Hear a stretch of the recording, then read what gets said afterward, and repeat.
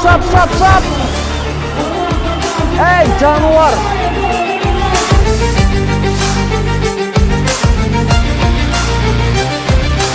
Namusumuzu taslamat, otup berdi.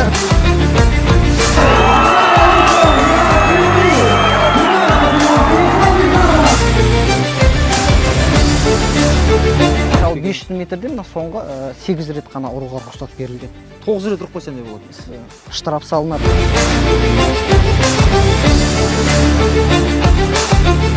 Анасы таң қалды ғой. Келіп сосын бәйгені көрді де, ұтып келгеннен кейін таң қалады ғой, өйстіп қарап, ақша беріп жатыр да, қызық, мына сен мына алшы деп.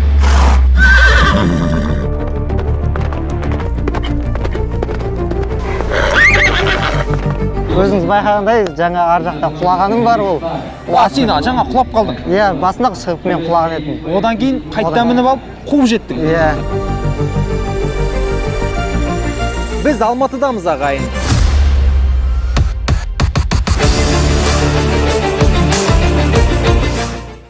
Біз Алматыдамыз ағайын. Қазақстанда атшабыс маусымы басталды. Дәл бүгін Алматы ипподромында классикалық ұшқыр бәйгеден ат жарыс өтеді. Ал осы ат жарыстан түскен қаражаттың барлығы мынау су тасқыннан зардап шеккен ағайынға аударылатын болады. Ал бүгін осы бір алаңнан барлық қызықты сіздермен бөлісетін боламыз. Ендеше бізбен бірге болыңыздар.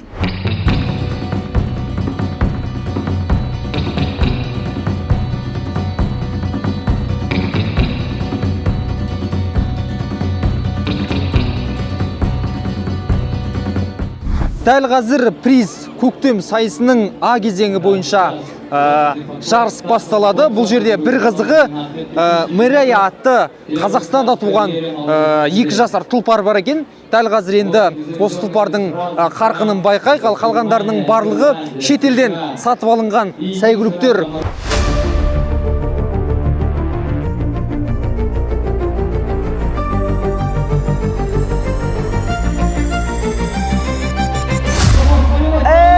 Шап. Ей жануар. Міне, жаңа ғана айтқан, өзіміз айтқан Қазақстанда туылған Мэрайя өзіміздің Қазақстанда туылған ат бірінші келіп отыр. Өте тамаша. Бұл дегеніміз қазақ атбегілерінің жетістігі. Өзіміз қойсырып өскенбіз осы Қазақстанда. Өзіміздің енді болған арманымыз осы. Импорттарға шауып көру керек. Осы ұтуымыз келеді деп. Қосып көрдік, байталымыз тақты, не істемеді, намысымызды тастамады, ұтып берді. Енді дәл ары қарай көре жатамыз енді. Осы импорт аттармен, шетелден келген аттармен жарысамыз әлде, Қазақстаннан келген аттармен жарысамыз ба? Ол жағын көре жатамыз. Бірінші старты бүгін ойдағыдай өтті. Көңілден шығып тұрады. Енді бірінші келгеннен кейін? Енді қалай болса да, иә. Бірінші келіп тұр. Бірақ естіп қалдым жаңа, өзіңіз жакейсіз, өзіңіз бапкерсіз. Осы жағы қалай? 3 жыл болып келе жатыр. Қалай енді осы екеуін қатар алып жүрсіз? Айтады ғой, жігітке жет өнерде аз деп. Оның бәрін түсіну керек. Осы салада қызыққаннан кейін жұмыс істеу керек. Түсінесің, кішкентайымыздан осы атпен бірге өсіп келе жатқаннан кейін. Бұның бастамасы бұрын бізде бәйге шапқанбыз. Ұлттық бәйгеден бастадыңыздар? Иә, бәйге шапқанбыз, бәйге шауып, Исаков Геннадий деген қолына кеп, осыны классикалық неге ауыстық. Қайсысы қиынырақ енді сіз үшін? Анау 40 километрге шапқан қиын ба, жоқ әлде мына қысқа қашықтықта былай қобалжып отырған қиын ба? Екеуі қарап тұрсам бірдей сияқты. Екеуіне де шапқам, бірақ мынада кішкене қобалжу көбірек. Кішкентай кезде бәйге шауып жүргенде көп ештеме ойламайсың. Қолыңызға, мына ұлттық бәйгеде біз қамшы ұстаймыз ғой.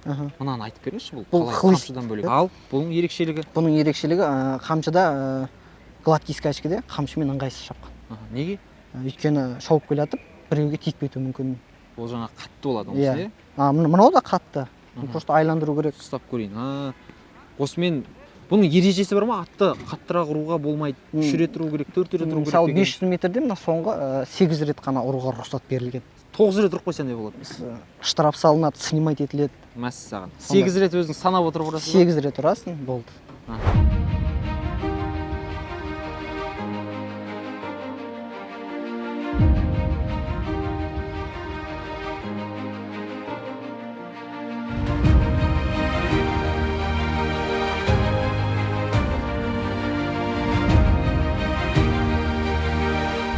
Енді осы уақытқа дейін біздің негізгі күрделі мәселеміздің біреусі осы жакейлердің жетіспеушілігі еді.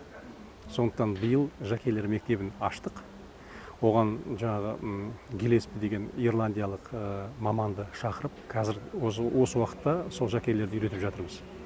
Ол атқа отыруды, атқа жаңағы күш беруді шауып келе жатқан кезде, аттың үстінде келе жатып қанша секундпен келе жатқанын болжауды, одан кейін қай кезде күш жұмсау керек екен, қай жерде атты тартып қалу керек екен, оның бәрі үлкен бір мәдениет. Оны үйрену деген оңайға соқпайды. Сондықтан біздің елімізде болашақта жылқыларымыз, Қазақстанда туылған жылқылар, Қазақстанға шетелден сатып алып келіп жатқан жылқылар шетелде өнер көрсету үшін бізде сапалы мамандар болу керек. Жақсы мамандар болу керек. Сол ең бірінші қазір көздеп жатқан мәселеміздің өзі. Сол үшін көп бәйгелер ұйымдастырып жатырмыз, ұшқыр бәйгелер. Әрбір жакей шапқан сайын шыңдала түседі. Ол неғұрлым көп шапса бір сезонда, соғұрлым ол уже бір деңгейге жетеді. Бар әлемді Қазақтан шыққан тұңғыш халықаралық жакей Бауыржан Мырзабаев сынды таңғалдырам дейтін қазақ баласына, әрбір қазақстандыққа үлкен тамаша мүмкіндік. Елімізде Бауыржан Мырзабаев атындағы жакей мектебі ашылды. Қазір ішіне барып көрейік, не бар екен, сіздермен бірге танысатын боламыз. Бағал бісміллә деп оң аяқпен кірейік.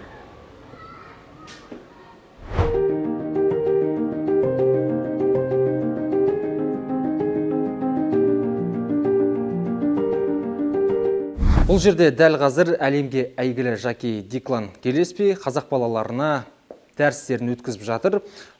Диклан Гиллеспи жалпы өмірінде 1000-нан аса жарыста жеңімпаз атанып, бар әлемді таң қалдырған ардагер жакей. Ал бұл мектептің шәкірті атану үшін 16 жастан бастап әр қазақстандық азамат қатыса алады. Ол үшін Қазақ жакей клуб ұйымына хабарласып, өтініш қалдырсаңыздар болады.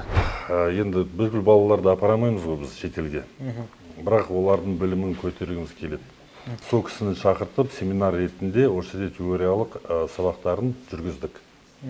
Осы жерде күніге 2 сағат теория, 1 сағат практикалық жұмыстарды, аттармен қалай жұмыс істеу керек, тренерский жұмыс жағынан кормление, сол тамақтандыру, дене шынықтыру, қалай оларды тәрбие ету керек, қалай физикалық дайындалық болу керек.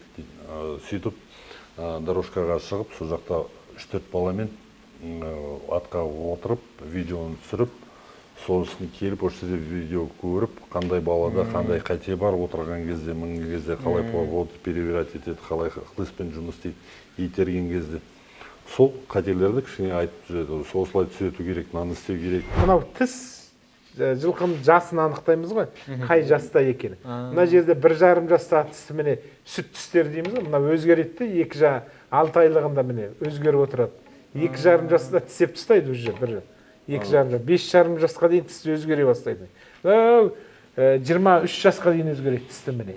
Мына тістің бедеріне байланысты, бедер дейміз, мына ойықтарына байланысты тістің жасын анықтаймыз. Бір таңғалғаным, Қазақстанда жас балалардың қызығушылығы өте жоғары. Олар қорықпайды, атқа мығым отырады. Менің ойымша бұл қанда бар қасиет. Екіншіден, мұнда жүйрік аттар көп. Әлемдік деңгейде өнер көрсете алады деп сеніммен айта аламын. Бірақ ол үшін практика көбірек болуы тиіс. Яғни ат жарыстары жиі ұйымдастырылуы керек.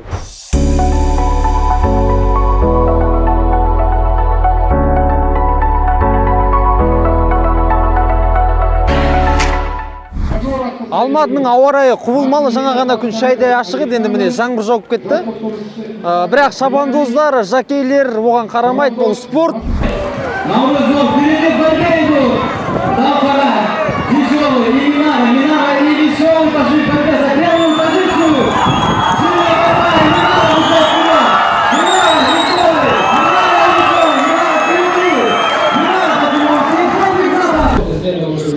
Ассаламағалейкум, ассаламағалейкум.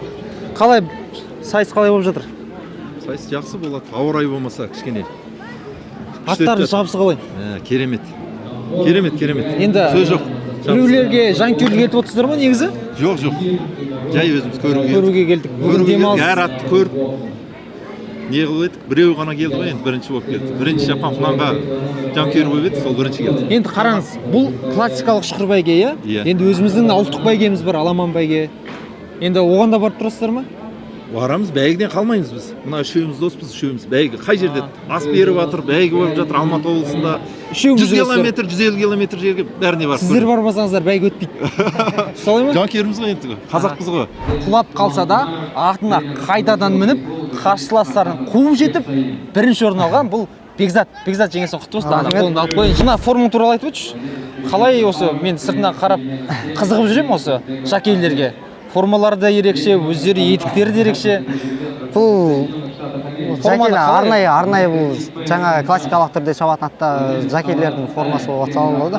Бұл аяқта етік, бриджи, бұтымызда тұрған алдына камзол, под камзолникіміз бар. Бұл камзол бұл арнайы өзінің жаңа хозяйны дейміз ғой, орысшалап айтқанда. Сол хозяйнның өзінің жекеменшік, өзінің аты екенін білдіретін сондай бір не белгі деп айтсақ болады ғой. Мына енді қазақтың бір туына ыңғайластырып тіккен сияқты қалай, дұрыс па? Иә, ондайымыз бар, біздің бастық қазақы патриот па? Иә, қазақы кісі сондықтан. Ал енді атын жайлы Минара ма аты? Иә, Минара. Мен басында Динара деп естіп жүрсем, Минара екен ғой. Жоқ, Минара. Бұл Минара жалпы өзіміздің қолтума, осы бейбарыс шаруа жолынан шыққан өзіміздің кезінде. Яғни Қазақстанда туған ат. Қазақстанда туылған, шетелде, әке-шешесі шетелдік, бірақ өзі Қазақстанда туылған. Өзіміз қарап, өзіміз өсірген, иә, Байтал. Бірінші жарысы ма бұл? Бұл бірінші жарысы. Жаңа түскен аттардың бәрін бірінші жарысы. А дегенде оқ бойы озық шықты. Тамаша, құтты болсын. Өзіңіз байқағандай, жаңа ар жақта құлағаным бар ол. Сен жаңа құлап қалдың. Иә, басында шығып мен құлаған едім. Одан кейін қайта мініп алып қуып жеттің. Иә. Мәссаған. Құлап қалғанда не ойладың сол кезде? Енді атта шоковый состояние болды, потому что мынандай бірінші рет көріп тұр ол, сондықтан ол қорыққаннан кейін үркіп кетті ма? Үркіп кетті.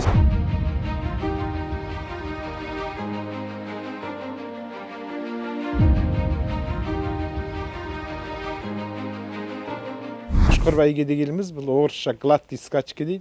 Демек бұл жазықта шабыс. Немесе қазақша ұшқыр бәйге. Ұшқыр дегеніміз қысқа қашықтықта бәйге жылқылардың өзінің ұшқырлық сапасын және төзімділігін, жылдамдығын анықтауға арналған. Сондықтан бұл бәйгені әлем мойындайды. Жылқының физиологиялық процесін, организмде өтіп жатқан жағдайын білу арқылы 1200 метрден 3500 метрге дейін шабатын бәйге. Әрине сырт көзбен ойлап қарасақ біз, бұл бәйге қазақ ұлтының менталитетіне ұлттық бәйгемен шатыстырамыз кейде. Бұл өте қысқа болғандықтан бұны біз мойындамауға тырысамыз. Демек, ұшқыр бәйгені біз ешқашан ұлттық бәйгемен шатыстыруға болмайды. Бүгінгі таңда енді ұлттық бәйгеде өз кезегінде жақсы дамып келе жатыр. Осы әлем мойындаған тазағанды жылқы бұл қысқа қашықтықта ғана шабатын болатын. Бүгінгі таңда оны біз қазақ ұлты, қазақ атбегілері осы ағылшын тазағанды жылқыны аламан бәйгеге қосуды дәстүрге айландырдық. Осының арқасында ұлттық ат спорт бәйгесіндегі аламан, топ, тай, құнан жарыстарға тазағанды жылқылар 99.9% қосылып жатқан жағдай бар. Демек, бұл деген әлем мойындаған жылқының ұшқырлығын ұзақ қашықтыққа қазақтың атбегілері ыңғайлап реттеп алды. Бұрын атқа мен гладкийге дайындап жүрген кезде Россиядан жакейлер шақырдық та. Иванской деген жакей бар, Александр. Жасы бір 40-қа келіп қалған. Сол жакей аламанды көрмеген да, осы жаққа келді, гладкий шапты да. Сол күні сол гладкийге жүрген бәйге болатын болды да мынарада.